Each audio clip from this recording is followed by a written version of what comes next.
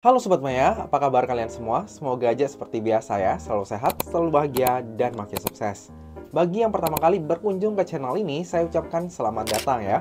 Perkenalkan, nama saya Sudarsan dan biasa saya dipanggil Sansan. Di channel ini, saya banyak membahas tentang investasi, terkhususnya saham. Tapi di video kali ini kita nggak akan membahas tentang saham ya Sobat Maya, tapi kita akan membahas tentang yang namanya kartu kredit. Menurut saya pribadi ya, cara kita menghasilkan uang, cara kita menggandakan uang itu penting. Tapi nggak kalah penting bagaimana kita bisa melakukan smart spending. Menurut saya pribadi, salah satu hal dalam kita mencapai yang namanya smart spending itu adalah melalui kartu kredit. Tapi sebenarnya apa sih kartu kredit itu? Jadi, kartu kredit adalah kartu dengan limit pinjaman tertentu yang dipinjamkan oleh bank. Secara sederhananya, kita dapat pinjaman dari bank. Nah, saya sendiri pertama kali mendapatkan kartu kredit itu adalah waktu saya kerja di bank di tahun 2013. Waktu pertama kali dapat kartu kredit, itu limit kartu kredit saya 12 juta Sobat Maya. Padahal saat itu gaji saya cuma 5 juta. Setiap kali belanja, struk belanjanya itu selalu saya simpan Sobat Maya. Dan begitu ada billing statement datang, saya langsung cocokin nih Sobat Maya. Benar nggak nih pembelanjaan saya dengan apa yang ada di billing statement? Saking takutnya ya dulu pertama kali punya kartu kredit. Dulu itu billing statement juga masih berupa fisik ya Sobat Maya. Enggak kayak sekarang yang udah gampang banget, udah bisa berupa e-statement. Dulu juga yang namanya kartu kredit itu pasti bentuknya fisik, ada kartunya. Tapi zaman sekarang yang bentuknya virtual pun udah ada. Nah, video kali ini saya buat khusus untuk para pemula yang belum terlalu mengerti tentang kartu kredit ya. Jadi kita mulai dari pengertian kartu kredit dari awal, lalu apakah kita pakai kartu kredit itu sebenarnya menguntungkan atau enggak, dan lain sebagainya. Untuk pembahasan kartu kredit ini sebenarnya luas banget Sobat Maya. Tapi kita bahas yang awal-awal aja ya di video kali ini. Jadi dari yang pertama nih Sobat Maya, siapa sih yang bisa punya kartu kredit? Pada umumnya, orang yang bisa mempunyai kartu kredit adalah orang yang sudah memiliki penghasilan. Dan bank sendiri sebagai penerbit kartu kredit itu lebih sukanya orang yang punya penghasilan tetap ya, dibandingkan dengan orang yang punya penghasilan enggak tetap. Saya kasih contoh ilustrasinya kayak gini ya. Antara pekerja kantoran yang punya gaji 5 juta tetap setiap bulan dengan contohnya influencer yang mungkin satu kali project bisa dapat 10 juta, itu lebih gampang di-approve-nya yang punya penghasilan 5 juta setiap bulan Sobat Maya. Kenapa seperti itu? Karena bank lebih suka yang namanya kepastian. Jadi apakah hal ini berarti orang-orang yang punya pekerjaan influencer ataupun pengusaha yang penghasilannya nggak tetap setiap bulan itu lebih susah diterima di bank untuk pengajuan kartu kreditnya? Ya secara umum ya, tapi tentu saja ada triknya juga Sobat Maya. Gimana caranya agar bisa diterima lebih mudah oleh pihak bank? Nah, sebagai catatan, untuk orang-orang yang punya penghasilan di bawah 10 juta setiap bulannya, itu hanya boleh memiliki kartu kredit maksimal 2 kartu kredit aja. Namun jika penghasilannya di atas 100 juta, nah itu balik-balik lagi ke analisa masing-masing bank ya.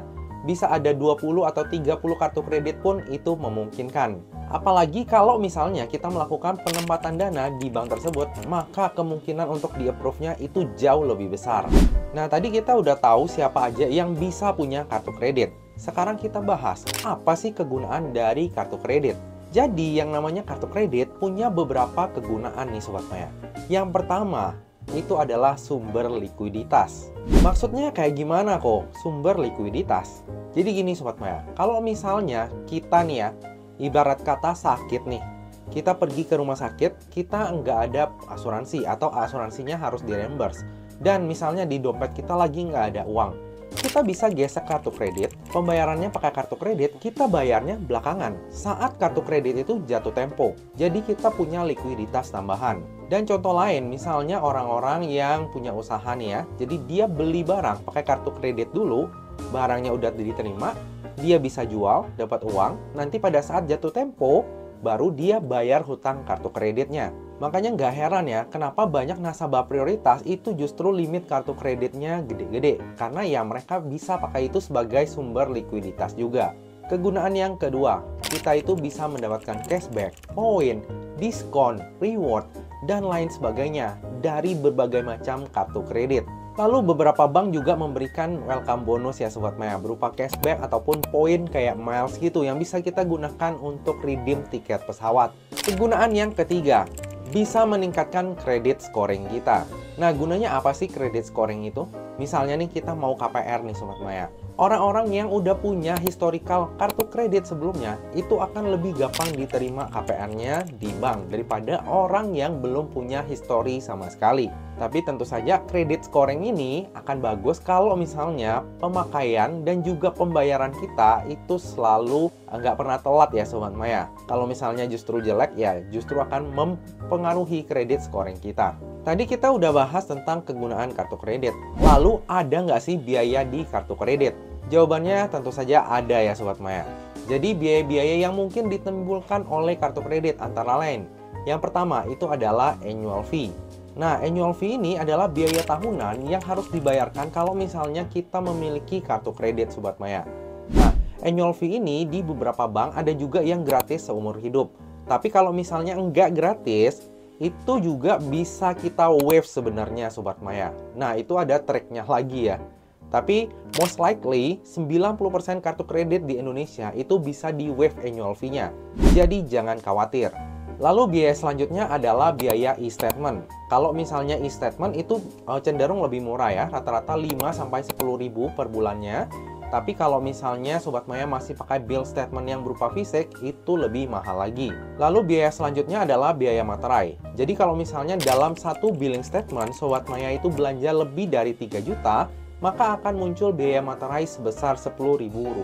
Lalu ada juga biaya notifikasi. Nah, untuk biaya notifikasi ini nggak semua bank mengenakan ya. Tapi kalau misalnya ada, biasanya itu Rp5.000 sampai Rp10.000. Lalu ada juga biaya denda kalau misalnya Sobat Maya terlambat bayar lewat jatuh tempo nih. Atau misalnya Sobat Maya pakai kartu kreditnya Sobat Maya lewat dari limitnya kartu kredit Sobat Maya. Contohnya, Sobat Maya kartu kreditnya itu limitnya cuma 10 juta. Tapi Sobat Maya pakai sampai 11 juta, itu biasanya kena biaya over limit. Dan kalau misalnya denda keterlambatan, kalau misalnya Sobat Maya nggak telat bayarnya, bayar sebelum jatuh tempo, itu nggak kena biaya, nggak kena denda, jadi aman. Lalu biaya yang terakhir adalah biaya minimum payment. Jadi kalau misalnya kita pakai kartu kredit, itu bank nggak mengharuskan kita untuk bayar full payment Sobat Maya. Bisa minimum payment, biasanya 10%. Jadi contohnya tagihan Sobat Maya itu 10 juta, Sobat Maya bisa bayar 1 juta aja, minimum paymentnya 10%. Bahkan waktu corona kemarin, minimum paymentnya itu 5%. Tapi jangan lupa, kalau misalnya kita bayar minimum payment, itu kita akan kena biaya Sobat Maya. Kalau misalnya kita sampai kena biaya minimum payment ini, sayang banget Sobat Maya. Karena bunga dari kartu kredit itu lumayan besar Sobat Maya. Jadi sebisa mungkin Sobat Maya bayarlah full kartu kreditnya Sobat Maya. Jangan malah bayar minimum payment. Saya pernah tuh ada kejadian teman saya ya, yang dia itu bayarnya kartu kreditnya itu selalu minimum payment. Akhirnya dari bulan ke bulan bunganya itu menggulung terus sampai akhirnya gede banget. Jangan sampai kejadian tersebut terjadi juga di Sobat Maya. Jadi kalau misalnya Sobat Maya mau pakai kartu kredit, pakailah dengan bijak. Selalu bayar full payment ya, jangan bayar minimum payment. Jangan sampai kelilit hutang kartu kredit. Lalu gimana sih cara bayar kartu kredit? Misalnya kita udah punya kartu kredit, tagihannya udah datang, gimana cara kita bayarnya? Jadi ada dua pilihan nih Sobat Maya. Kita bisa melakukan pembayaran secara manual atau bisa juga secara auto debit. Kalau auto debit tentu saja Sobat Maya harus punya rekening tabungan di bank penerbitnya. Kalau misalnya manual, kita mau transfer dari bank lain pun itu bisa. Dan jangan khawatir kalau misalnya bagi Sobat Maya yang taunya kalau misalnya kita bayar dari bank lain bukan bank penerbit, itu kena biaya. Tapi sebenarnya bisa diakalin kok, bisa tanpa kena biaya sama sekali. Caranya gimana? Nanti misalnya di video lain saya jelaskan caranya biar nggak kena biaya. Nah, kurang lebih begitulah video pengenalan tentang kartu kredit nih Sobat Maya. Kira-kira Sobat Maya udah mulai tertarik belum nih untuk punya kartu kredit? Kalau misalnya belum, tenang.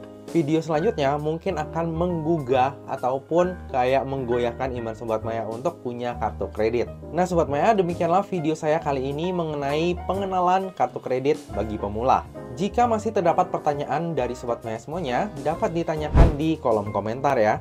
nanti kita bahas bareng-bareng. Selanjutnya mungkin saya akan jelaskan juga tentang kartu kredit, lebih detailsnya dari mid tier-nya gimana, top tier-nya gimana, lalu kartu kredit cashback, kartu kredit yang dapat poin, itu bagusnya apa, banknya apa, persyaratannya apa, dan lain-lain. Jadi tunggu aja video selanjutnya ya. Nah Sobat Maya, demikianlah video kali ini. Akhir kata, jangan lupa untuk selalu jaga kesehatan, jangan lupa untuk selalu bahagia, dan semoga perjalanan investasi kita selalu cuan bareng-bareng ya. Sampai jumpa di video selanjutnya. Dah.